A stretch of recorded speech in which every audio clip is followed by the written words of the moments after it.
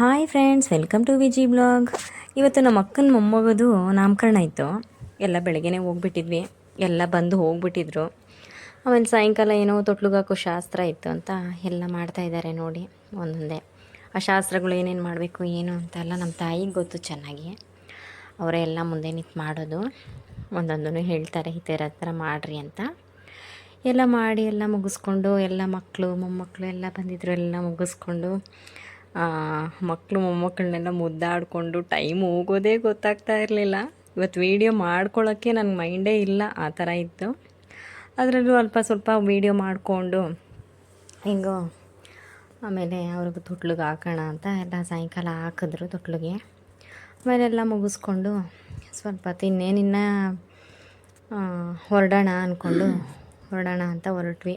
ಆಮೇಲೆ ಅವ್ರ ಮನೆಯಲ್ಲಿ ಒಂದು ನಾಯಿ ಇದೆ, ಅದು ತುಂಬ ಅದಂದರೆ ನಮಗೂ ಇಷ್ಟ, ಅದಕ್ಕೂ ಎಲ್ಲ ನಾವಂದರೆ ತುಂಬ ಇಷ್ಟ. ನಮ್ಮನ್ನು ನೋಡಿದ್ರೆ ಅಷ್ಟು ಪ್ರೀತಿಯಿಂದ ಇರುತ್ತೆ. ಎಲ್ಲ ಮುಗಿಸ್ಕೊಂಡು ಆಮೇಲೆ ಮನೆ ಕಡೆ ಬಂದ್ವಿ.